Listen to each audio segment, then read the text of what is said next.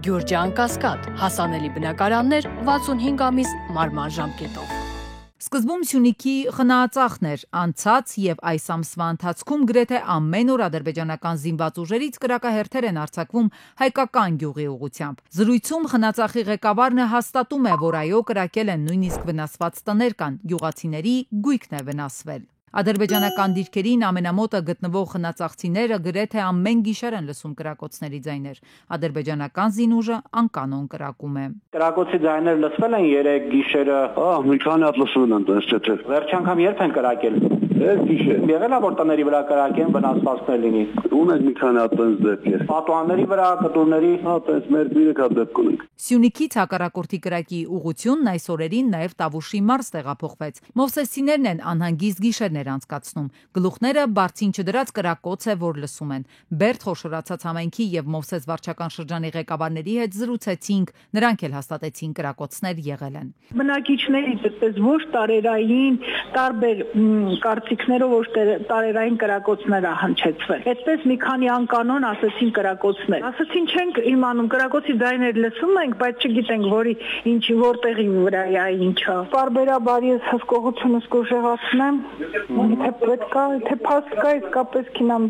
ես էլ նայեմ տեսնեմ ու ոնց որ պետք է արձանագրենք։ Ես գյուղում չեմ եղել, լսվել է պաշտպանության նախարարությունն հրապարակել է։ Ինչքան կա, այդքան էլ հրապարակել է։ Կրակոցի ձայներ գյուղում լսվում է գիշերները։ Իհարկե։ Սահմանագծի երկայնքով երբեմն արձանագրվում են անկանոն ոչ թիրախային կրակոցներ, հրադադարի ինտենսիվ, էական կամ այլ կերպ ասած նպատակային կամ թիրախային խախտումների պարագայում հանդես են գալիս պաշտոնական հաղորդագրություններով։ Ադրբեջանական կողմը կրակում է ու միևնույն ժամանակ ապատեղեկություն տարածում կրակելու համար մեղադրելով հայկական կողմին։ Հայաստանի պաշտպանության նախարարությունն էլ հերքում է այդ լուրերը։ Ադրբեջանական զինված ուժերի հայկական գյուղերի ուղղությամբ կրակոցներին արձագանքելով Հայաստանի իշխանությունների ներկայացուցիչները համարում են, որ այդ կրակոցների նպատակներից մեկը հանրային անդորը խաթարելն է։ Հանրությանն էլ լրատվամիջոցներին էլ հորդորում խուճապ չտարածել։ Այս ֆոնին մեր երկրի արտաքին գերատեսչության ղեկավարը Եվրոպայի խորհրդի նախարարների կոմիտեի շրջանակներում հանդես է եկել ելույթով, հայտարարել, թե աշխարհաքաղաքական լարվածության եւ անորոշության ներկա միջավայրում Հայաստանի Հանրապետությունը շարունակում է հաստատակամորեն նվիրված լինել Հարավային Կովկասում կայուն խաղաղության եւ բարօրության առաջմղմանը։ Ինչպես գիտեք, Հայաստանը եւ Ադրբեջանը հայտարարել են, որ խաղաղության պայմանագրի նախագիծը համաձայնեցվել եւ վերջնականացվել է։ Ուշագրավ է, որ այսօրվա նախարարական որոշումներից մեկով կրկին արձանագրվում է այս կարևոր հանգրվանը եւ պայմանագրի շուտափույթ ստորագրման եւ վավերացման կոչ է արվում։ Միրզոյանը վերահաստատել է Հայաստանի Հանրապետությունը պատրաստակամ է ընթանալ այդ ճանապարհով առանց որևէ հապաղման։ Լյուքսեմբուրգում մեկնարկել է Եվրոպայի խորհրդի նախարարների կոմիտեի նիստը, որին մասնակցում է Արարատ Միրզոյանը։ Արարատ Միրզոյանը Եվրոպայի խորհրդի նախարարների կոմիտեի շրջանակում տեղի ունեցած ելույթում նշել է, որ աշխարհը կանգնած է լուրջ մարտահրավերների առաջ, ընդգծելով բազմակողմանիության, մարդու իրավունքների եւ ժողովրդավարության արժեքների թուլացումը։ Միրզոյանը նշել է, որ Հայաստանը գրանցել է առաջընթաց ժողովրդավարության ամրապնդման եւ մամուլի ազատության ոլորտում։ Նա նաեւ շեշտել է մարդու իրավունքների եվրոպական դատարանի վճիռների կատարումը, կարևորելով այդ գործընթացներում Հայաստանի հետևողականությունը։ Վերջում Արարատ Միրզոյանը վերահաստատել է Հայաստանի հանձնառությունը Հարավային Կովկասում կայուն խաղաղության հասնելու գործում, նշելով, որ Հայաստանի եւ Ադրբեջանի միջև խաղաղության պայմանագրի նախագիծը վերջնականացվել է եւ Հայաստանը պատրաստ է այն շուտափույթ ստորագրելու։ Ինչու են ազգային ժողովի իշխանական թևի падգամավորներն ամեն անգամ հեգնանքով, կամահրանքով արձագանքում ընդդիմադիրներին, երբ խոսքը գնում է Արցախի սահմանազատման գործընթացի մասին։ Իշխանության ներկայացուցիչների բացատրությունն այսպիսին է, ընդդիմությունն այս մասին խոսում է, քանի որ ունեցվածքը պահելու խնդիր ունի։ Ունեցվածքը պահելու համար կամ պիտի խելոք վերընկնես տեղդ, փորձես լեզու գտնել իշխանությունների հետ, կամ պիտի ամեն ինչ վաճառես, թողնես գնաս։ Մենք ոչ մեկն ենք արել, ոչ մյուսն ենք արել։ Ընդդիմադիր Հայաստան խմբակցության падգամավորներին դուր չի եկել նաև մինչև Մոսկվա մեկնելը Նիկոլ Փաշինյանի եւ ընդդիմադիրների միջև բանավեճը, միմյանց վիրավորելը։ Կամ Ալեն Սիմոնյանը, որի կին գործընկերոջը ասում է դուրս կշպրտեմ դահլիճից։ Ալեն Սիմոնյանը թող իմանա, երբ որ ու ուշադիր լինի, երբ որ իրան դուրս շպրտեմ այնտեղից, բարձր անստած շատ ցավոտ արնել։ Ընդդիմադիր падգամավորին արձագանքեց արժեփող նախագահը Հակոբ Արշակյան ամբյոնից ցած իջավ արտահերթ ելույթի համար։ Պարոն Լևոն Քոչարյան, չափերը ճանաչեք։ Այդ տղան էլ ես դու, չափերը էլ դու ճանաչի, արա այդ տղա։ Ուրեմն դու լսի ես քեզ ինչ եմ ասում, արա Լևոն, Հանգստացի մի հատ։ Ներտեղ դուրս արի ստեղից էլ։ Էսի ձևը, էսի լկտիությունը։ Դահլիճում իրավիճակը լարվեց, ընդդիմադիր եւ իշխանական թևերը սկսեցին միմյանց քաշքշել, ընթացքում էլ հայհոյել։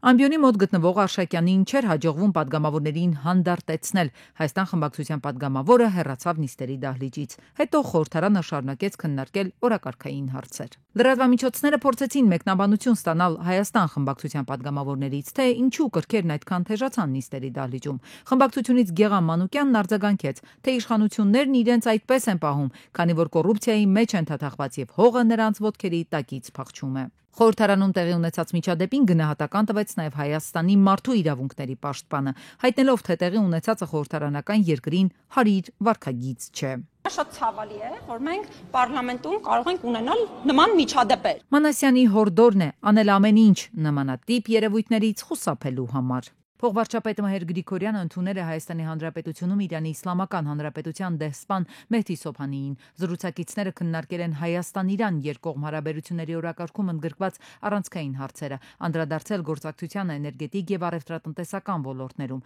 Մտքեր են փոխանակվել նաեւ տարածաշրջանային զարգացումների շուրջ։ Հայաստանում Ֆրանսիայի արտակարգ եւ լիազոր դեսպան Օլիվիե դե Կոտինին այցելել է Գեղարքունիքի մարզ, այս մասին դեսպանը գրել է X-ի իր միկրոբլոգում։ Ֆրանսիական ներդրումներ, ապակենտրոնացված համագործակցություն, մշակութային ժառանգություն նշված է դեսպանի գրառման մեջ։ ԱՄՆ նախագահ Դոնալդ Թրամփն առաջին արտասահմանյան այցի շրջանակում Սաուդյան Արաբիայում հանդիպել է Սիրիայի նոր ղեկավար Ահմեդ Ալ-Շարայի հետ։ Հանդիպմանը միացել են նաև Սաուդյան Արաբիայի թագաժառանգ Մուհամմեդ բեն Սալմանը եւ Թուրքիայի նախագահ Ռեջեփ Թայիպ Էրդողանը։ Իդեպ վերջինիս հանդիպանը ներկայացել է տեսակապի միջոցով։ Թրամփը հայտարարել էր Սիրիայի դեմ պատժամիջոցները չեղարկելու մտադրության մասին։ ՄԱԿ-ի հրատապօգնության համակարգող Թոմ Ֆլետչերը քննադատել է Իսրայելի գործողությունները Գազայի հատվածում, ասելով, որ Իսրայելը դիտավորյալ եւ ամոթաբար անմարդկային պայմաններ է պարտադրում օկուպացված պաղեստինյան տարածքում գտնվող խաղաղ բնակչությանը։ Ֆլետչերն ասել է, որ մարդասիրական օգնության մուտքի արգելափակումը Գազայի հատված անկլավի բոլոր 2.1 միլիոն բնակիչներին լայնածավալ սովի վտանգի տակ է դնում։ Ավելի քան 10 շաբաթ Գազա ոչինչ չի հասել, ոչ սնունդ, ոչ տեղորայք եւ ոչ ջուր, ոչ վրաններ, ասել է ՄԱԿ-ի հրատապօգնության համակարգողը։ 89 տարեկան հասակում մահացել է Ուրուգվայի նախկին նախագահ Խոսե Մուխիկան։ Նա հայտնի է իր համեստ կենսակերպով եւ հաճախ բնորոշվում է որպես աշխարհի ամենաաղքատ նախագահ։ Նա ոչ միայն նախագահ էր, այլև ակտիվիստ, օրինակելի քաղաքացի եւ առաջնորդ իր երկրի համար։ 6 անգամ նա վիրավորվել է եւ ընդհանուր առմամբ 14 տարի անցկացրել բանտում, այդ թվում երկար տարիներ մենախցում։ Ազատ է արձակվել 85 թվականին Ուրուգվայում ժողովրդավարության վերականգնումից հետո։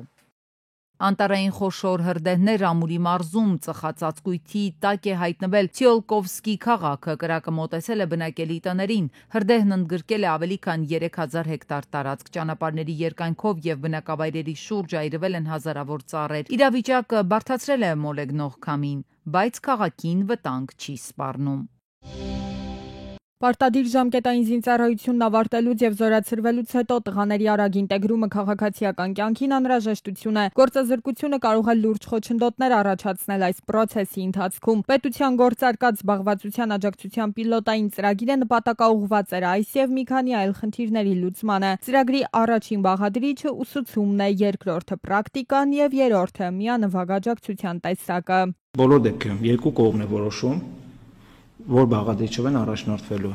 գործատու եւ ապագա աշխատող հանդիպման արդյունքում որոշում ուսուցում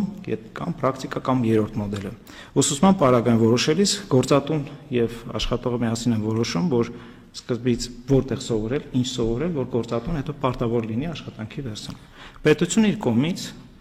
ուսման ծախսն է փոխհատուցում 5 ամսվա, յուրաքանչյուր ամիսը մինչև 50,000 դրամ եւ նաեւ կրթաթոշակ է տալի, դա գալիս է մոտ 32,500 դրամ գումար։ Այնուհետև գործատուն պարտավոր է կնքել աշխատանքային պայմանագիր, որի դեպքում պետությունը գործատուին եկամտահարկի ծախսի փոխհատուցում է տրամադրում մինչև 50,000 դրամ։ Եթե շահառուն պրակտիկա է անցնում, պետությունը 3 ամիս գործատուին մոտ 100,000 դրամի չափով գումար է տրամադրում, որով էլ վճարվում է շահառուի աշխատավարձը։ Հաջորդող 9 ամիսներին գործատուն պետությունից հարկերի փոխհատուցում է ստանում մինչև 50,000 դրամ։ Եվ վերջին միանվագ աջակցության պարագայում գործատուին տրամադրվում է 300,000 դրամ, պայմանով, որ աշխատանք աշխատանքային հարաբերությունները կտևեն 12 ամիս։ Եթե տրամադրված գումարը նպատակին չի ծառայում, պետությունը կարող է այն հետ գանձել։ Այս ծրագիրը մեկնարկել է 2022-ին, այդ տարի ունենալով 278 շահառու։ Հաջորդ տարի ունեցել ենք 526 շահառու, այսինքն 23 թվականին։ 24 թվականին ունեցել ենք 321 շահառու, չնայած նախատեսել ենք 275 շահառու, եւ այս տարի մենք նախատեսել ենք արդեն 500 շահառուի համար ծրագիր եւ դեռ այս պայծությամբ ունենք 75-ը բնականա։ Փորձը ցույց է տալի, որ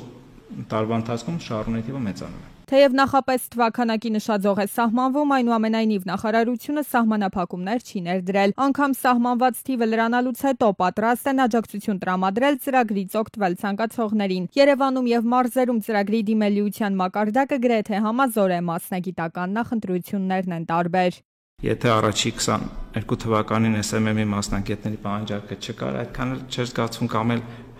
ապա հիմա արդեն 2024-ից սկսած մեր մոտ այդ մասնագիտությունը գտնվելով պահանջարկը մեծանում է։ IT ոլորտի տրիդետ մոդելավորման մասնագետներ, կահուկագործ կամ այլ մասնագիտություններ, որոնք միջին մասնագիտական կրթություն են պահանջում կամ գիտելիք են պահանջում, իրականում աշխատաշուկան բակը մեծ պահանջարկ ունի միջին մասնագիտական կրթություն ունեցողների, դա լինի լավ զոդող, տաք պատշար, դա բոլոր դեպքերում մասնագիտություններ են եւ երիտասարդները գնալով դա են ընտրում։ Զորացրված երիտասարդները հիմնականում դժվարանում են աշխատանք գտնել գիտելիքների պակասի պատճառով։ Աշխատանքի եւ սոցիալական հարցերի նախարարության ներկայացուցիչն է ասում, ծրագրի շահառու դառնալու առաջնային նախապայմանը աշխատելու ցանկություն ունենալն է, մյուսը գործազուրկ լինելը։ Ծրագրին դիմելու ընթացակարգը բավականին պարզ է, պետք է մոտենալ միասնական սոցիալական ծառայության կենտրոն ու ստանալ անհրաժեշտ ուղղորդումը։ Սեպտեմբերի 6-ից երեխաները սկսելու են դպրոց հաճախել նոր օրենքով, եթե երեխան այդ տարիքում դպրոց չգնա, 7 տարեկանում դպրոց դիմելու դեպքում արդեն գնալու է երկրորդ դասարան, ստիպված լինելով յուրացնել նաև նախորդ տարվա ծրագիրը։ Ահազանգած ծնողները դժգոհում են абսուրդ որակում կրթական գերատեսչության այս որոշումը։ Ասում են, իրենց երեխաները պատրաստ չեն 6 տարեկանում դպրոց հաճախել, թե հոգեբանորեն, թե անհատական զարգացման առանձնահատկություններով պայմանավորված։ Ես չեմ պատրաստում իմ փոքրիկին ուղարկել դպրոց, որտեղ դա այն շրջանն է, որ երեխաները պետք է խաղան, չեմ պատրաստում իմ երեխայի մանկությունը փչացնել, կտրել, տանել դպրոց։ Մանկավարժները նույնպես համակարծիք են, տարիների իրենց փորձն էլ նույն բանն է վկայում, մինչև 7 տարեկանը երեխաների համար առաջնային է շարունակում մնալ խաղը, որից հետո է արդեն այն փոխարինվում ուսումով։ Հոգեբաններն էլ ապացուցել են, որ երեխան տառը հնչյունից տարբերում է սկսած 7 տարեկանից։ Իհարկե կան բացառիկ երեխաներ, հաշվի չառնելով տարեքային առանձնահատկությունները կարող են կասել, բայց դա բնորոշ չի բոլորին։ Երեխան 45 րոպե անընդմեջ պետք է ուշադրությունը կենտրոնացնի դասապրոցեսի վրա, որն այս դեպքում գրեթե անհնար է։ Մասնագետները հիշեցնում, վկայաբերում են ներառական կրթության մեջ ընդգրկված երեխաների օրինակը, որոնց դեպքում եւս քիչ չեն դժվարությունները։ Ես ինքս ներառական կրթության երեխա ունեմ եւ առաջի դասարան ընդհանրապես հաճախել չի ցանկանում, ներառական կրթությունը միացված է համընդհանուր կրթության հետ, ներառական երեխան չի ընկալում դասը ինչ է, կարող է դասի ժամանակ նույնիսկ հագուստը խանել, չհասկանալ, որ չի կարելի, կարող է նույնիսկ խանգարել մնացած բոլոր առողջ երեխաների կրթության իրավունքը։ Լոգոպեդն է նկատում զարգացվածությունից զատ ամենամեծ ու կարևոր խնդիրը երեխաների ուսումնառության մոտիվացիայի իսպառ բացակայությունն է։ Առաջի դասարանցին չի ցանկանում գնալ դպրոց սովորել, որովհետև իր արժև դրված խնդիրը, իր արժև դրված ուսումնական ծրագիրը իրեն հասանելի չի, դժվար է։ Երբ երեխան պատրաստ չի դպրոց գնալուն, այսինքն չունի բավարար բարիքային բառապաշարը, չի կարողանում արտասանել բոլոր հնչյունները եւ դրանից բխող բոլոր հարցերը, երեխան կդժվարանա այդ տառերը գրել սովորել։ Եթե չի կարողանում լիարժեք հնչեցնել, հնչարտասանությունը տուժած է, ապա գրավոր խոսքում գրելու ընթացքում ինքը ունենում է ավելի շատ խնդիրներ։ Թե ինչ որոշում կկայացնեն ծնողները, պարզ չէ, բայց այն, որ 7 տարեկանում դպրոց հաճախելու դեպքում կխաթարվի երեխայի կրթական գործընթացը միանշանակ է։ Կկարողանան արդյոք մանկավարժները իրենց վրա դրված ծանր բեռը տանել ու լրացնել բաց թողնված դպրոցական ծրագիրը, ժամանակը ցույց կտա։ Երևանի Պուշկինի անվան դպրոցի նախկին տնօրեն Նատալիա Ստեփանյանի դիմում բողոքը չի բավարարվել, տեղեկությունը հայտնել են ԿԳՄՍ նախարարությունից։ Դիմողի բողոքը չի բավարարվել եւ եզրակացությունը համապատասխան կարգով փոխանցվել է հավակնորդին։ Բոլոր գործընթացները կիրականացվեն ըստ սահմանված կարգի սահմանված ժամկետներում, պարզաբանել են ԿԳՄՍ-ից։ Հիշեցնենք, Պուշկինի անվան թիվ 8 հիմնական դպրոցի աշակերտները դասադուլ էին անում պահանջելով չեղարկել դպրոցի տնօրեն Նատալիա Ստեփանյանին աշխատանքից ազատելու որոշումը։ Հայաստանի Հանրապետության ԿԳՄՍ նախարարությունը խստորեն դատապարտում է Արմավիրի մարզի Փալաքար համայնքի Մերձավան գյուղի միջնակարգ դպրոցում տեղի ունեցած միջադեպը, որի ընթացքում պատմության ուսուցչի նկատմամբ դրսևորվել է անթույլատրելի վերաբերմունք դպրոցի տնօրենի, ժամանակավոր պաշտոնակատարի, որոշ ուսուցիչների, աշակերտների եւ ծնողների մասնակցությամբ։ Միաժամանակ տեղեկացնում ենք, որ Արմավիրի մարզպետի աշխատակազմի հետ գործակցությամբ որոշում է կայացվել սահմանված կարգով տնօրենի ժամանակավոր պաշտոնակատարին աշխատանքից ազատելու եւ տնօրենի նոր ժամանակավոր պաշտոնակատար նշանակելու վերաբերյալ։ Ավելին, նախարարությունը կձեռնարկի բոլոր անհրաժեշտ քայլերը, այդ թվում օրենսդրական ուսումնական հաստատություններում ուսուցիչների իրավունքների պաշտպանությունն ապահովելու եւ հարգալից ու անվտանգ պայմաններ ստեղծելու համար։